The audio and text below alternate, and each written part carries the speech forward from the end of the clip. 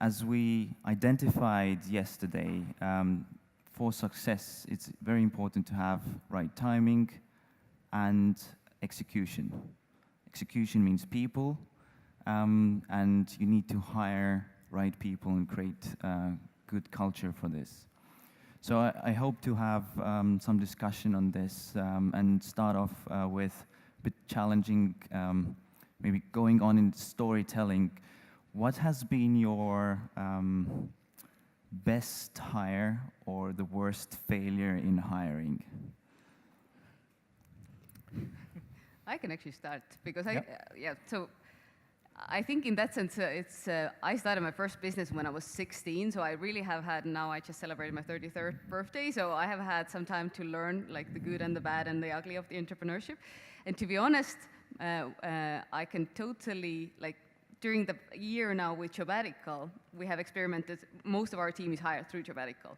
And I think one of my key learnings has been the importance of head of talent, or so the person who's actually doing the hiring. Because we have a head of talent who came from San Francisco, was formerly Google's recruiter, and the way she's working, I just realized I have been doing it so badly before. So everything started to work much better when this role was in place. So that's my kind of honest answer. All right. It depends, right? I mean, for me, it's always to what we're looking. I mean, I've been lucky that, you know, only in a few cases I have had to fire people or let people go of the team. Throughout my career, I started, like I said, at 18 at Intel. At 19, I had my first team under my leadership. And it was people, you know, some were like, I think the older person that I had when I was 19, he was 45. And I reckon it's got to be very difficult, you know, having a boss that is 19 years old and you're 45.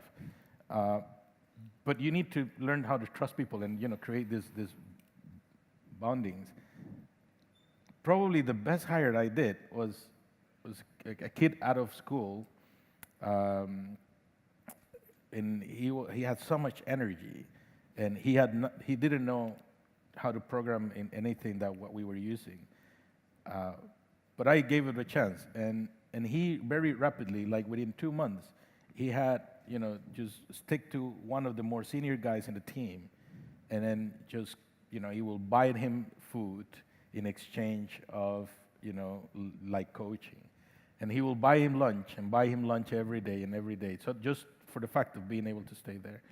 And he ended up, you know, leading one of my most high performance teams 2 years later.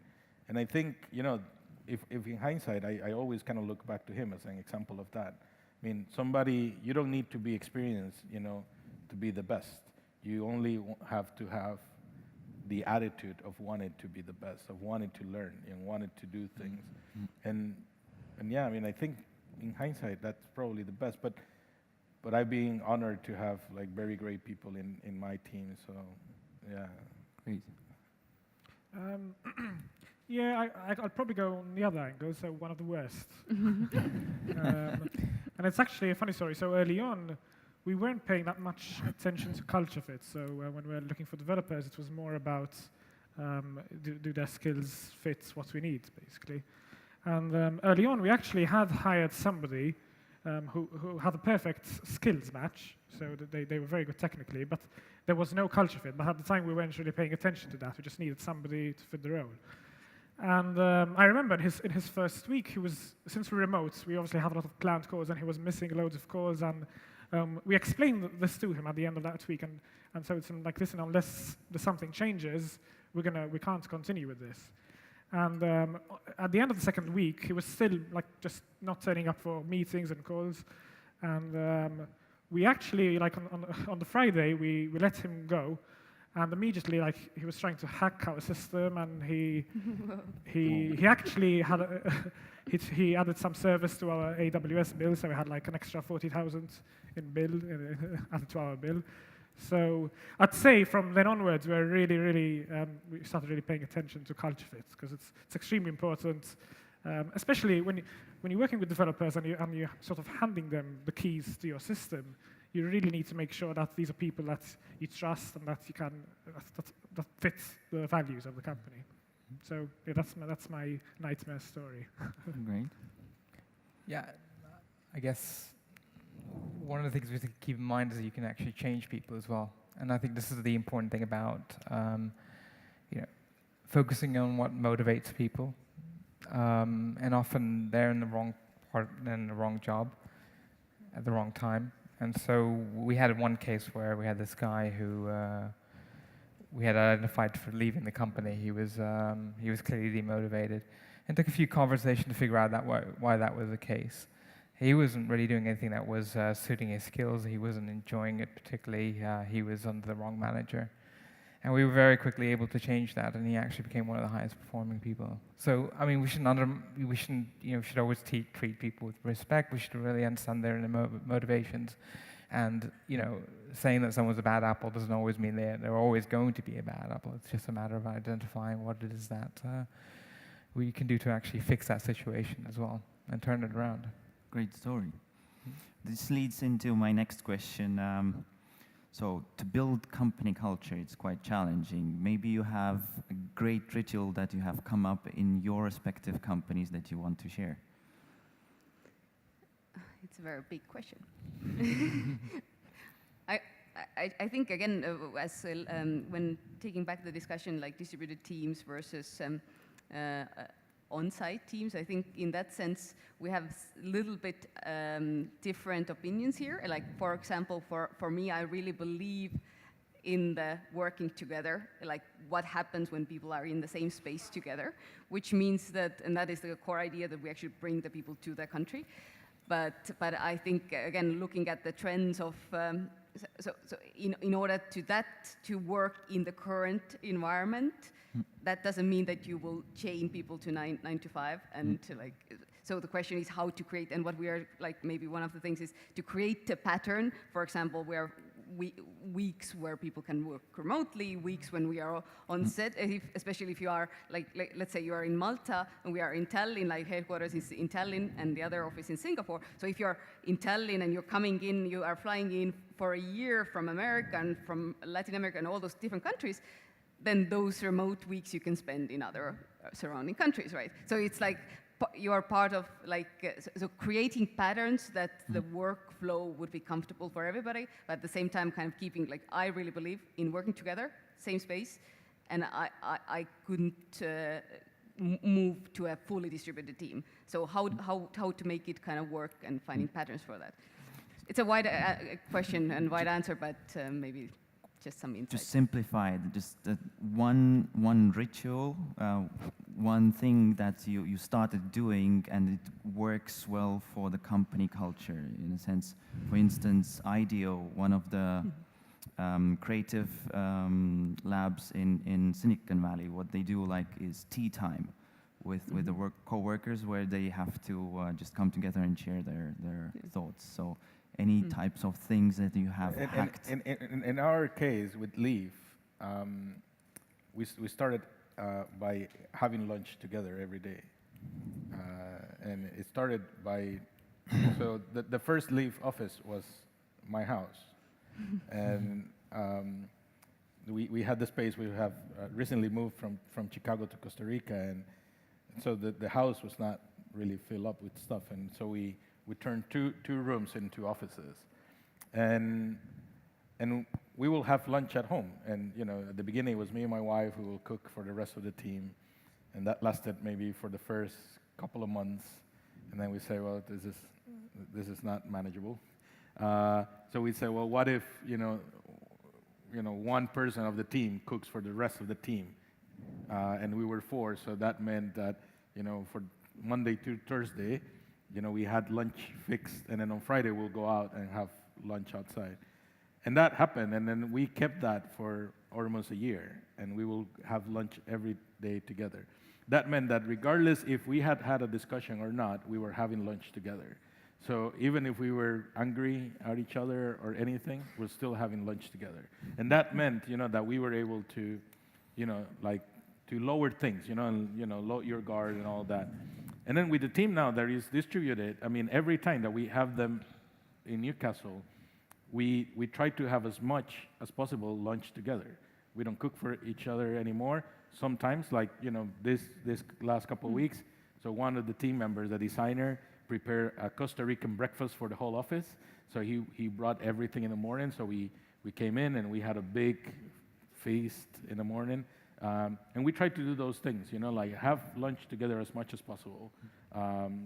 Even if we're busy or anything, I mean, people will wait, people will ask, you know, and people will ask, you know, did you brought food today? And sometimes, you know, like we share, you know, it's like, oh, I have enough for 4, so I can share, or I have enough for 3. And that has built kind of like the culture of sharing within the team. And it has built also kind of like this family of sorts. And we like to see it as a family, you know, we like to see ourselves as a family. But aren't you leaving out the other members who are not the location? No, because sometimes they actually, like, you know, we have, because we're distributed, right? I mean, when they have lunch, they have lunch. But when we're together, we have lunch. So it's kind of like a combination of those two. We have 2 people in location in a beautiful beach in Costa Rica. So they get to have the beach, we don't get to have the beach. But they get to share among themselves, right? So it's a ritual, but when we're together, we try to do it as much as possible, you know, in terms of building that camaraderie, I guess. Right. Yeah. Any other stories? Yeah, I suppose there are obviously some challenges with what we're doing. So we're completely remote, and we have people from all over the world. And the challenge could be that we don't see it ideal in the sense that if we're based in Malta, it's not ideal that we're at an office and everyone around the world is working remotely. So what we did early on is, even though we were living like just a few miles away from each other when we founded Hotjar, we still all made an effort to be completely remote and work from home. So we think it's quite important that there isn't this concept of like us and them, but we're all remote and we're all in it together, sort of, and doing the same thing.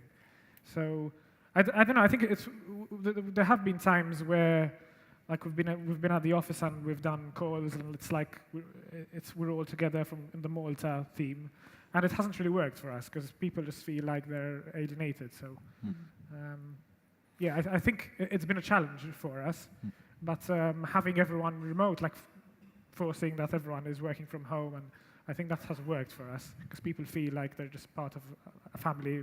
Everyone's working remote. One thing that I've heard about your company is that you actually still give out keys for your office here in Malta, even though exactly. the people won't even use it's sort that. of like a ritual. That's once you've joined, that's just one of the little things we did. It's pretty insignificant because they don't live here, but it's sort of saying, like, listen, whenever you're here, this is your office as well. It's a lounge, and you can just use it whenever you want. That's Yeah, and my experience is that we've got bigger teams. So we have about 200 developers that are supporting my part of Betsson. So, and then we're spread over 5 countries. So it's very difficult to say that there's one model that applies. So the different teams have found different ways of working together remotely and distributed. Some, for example, have big screens up, and actually permanently connected to each other, so they can actually speak as if they're all in the same room. My personal way is what I've done is I spend a lot of time traveling, meeting with people individually, getting to know them. Really, that human contact makes a massive amount of difference. So that's another important part of the job, is just to make sure that people know who I am, what I do, how I can support them. They have that personal connection with me. And then that makes communication over the longer term much easier. So, but again, this is we're talking about something at a much different scale than most of you guys. So it's a little bit different for 900 people and 50 exactly. people. Yeah. But it just maybe to add on that kind of plate of experimenting, as we are in the stage, we have 15 people. So kind of also trying to figure out how to, so if you believe in people spending time together, how to actually make it work in the kind of current world. So what we did was to, like, move the whole team, for example, to Asia for 3 months to understand the market better. But it wasn't so that only CEO goes, but the whole team went. And it was a very interesting experience. I actually opened up the market much more for us. So probably it's a little bit harder to do it with 900 people, but we're still figuring out how to get there. All right. Moving into more technical question about bottlenecks. So when you're bringing people over, like visas and other things, so what has to be there in place, and what are you seeing challenging? Yeah, I mean, this is always a challenge, right? It's easy to bring people over from EU countries, but that's also where you've got the most competition for talent pool. We've got a big operation out in Kiev, and those people have been with us for about 5 or 6 years now, and they're an excellent team. But in order for them to kind of contribute in a more substantial way, we're starting to bring a lot of those people over, and that's where we start to run into trouble with obtaining visas. It's just not a question that it's not difficult. It's just lengthy. So one of the things that we need to do is actually shorten the time that can be done, because it's you just lose a lot of time with the process. Yeah, I'd say in our case, because we're obviously remote, so we don't have the issue with bringing people here. But if we're hiring outside of Malta, then that person is essentially self-employed, so they're taking care of their taxes and national insurance. So what we've done to tackle that is we've actually introduced like a budget. Is basically we offer them like €1,000, which they can use to cover expenses for like an accountant or a lawyer, whatever they need to get started. So obviously there is that challenge. If they haven't been working remote and it's their first remote job, then obviously it's a new experience, and it is something they need to consider. They have to start submitting their tax returns, and they're nice. So far it hasn't been a major problem for us, but obviously it might become as we get bigger. All right. Karoli? Yeah.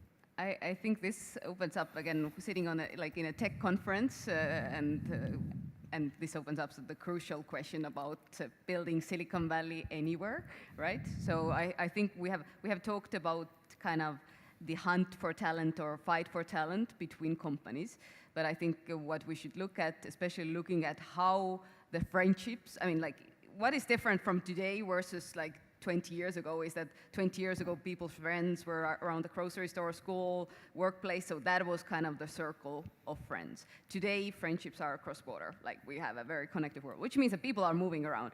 So what we are not talking about, but I believe we will start talking about in the coming 5 to 10 years, is the user experience in a country. So I think there will be a very big hunt for talent from the countryside, and wins those countries who put more effort into actually building the user experience. Like, I mean, it's not good user experience if you have to spend 4 months and a lot of gray hair to get a foreign talent to your country. So we can talk about building Silicon Malta, but if that doesn't change, it will not change. So the question is that I think what countries, and we are focusing very much with sabbatical on countries where the discussions are there or already in place. I mean, in Estonia, it takes 15 minutes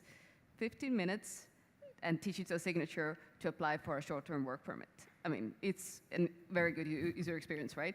And then you have like countries where you have 4 months or you have up to 6 months. And so the question is, right now, I think the entrepreneurs get the pain, but the policymakers will start feeling the pain when people start moving away because of those hassles. So I think user experience of the countries, as I was just asked in Singapore in an interview, like, what is the future job that is not there yet? I think there will be ministers of user experience in countries which are taking care of those kind of things. So I think there should be, this is a discussion I hope will have positive trends here as well.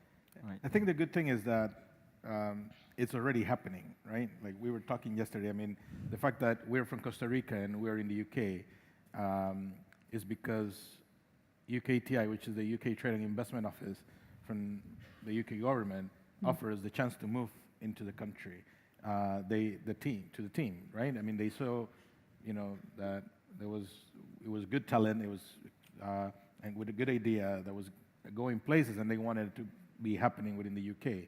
And now, it's something that you design. It's not something that just happens, right? Like the policymakers have to be aligned with the industry and have to be aligned with where things are moving, right? In the UK, that's happening. Like now, for the north of the country, they open up a new visa. So if you're setting shop in Newcastle, in Manchester, or any of those, I mean, you can get a visa within a month, right? To bring talent not only from, from within Europe, but, pretty much from anywhere in the world, as long as, it's exceptional talent. So I think it's moving more and more faster, and the countries that don't react to those things are probably going to be relegated very soon. All right.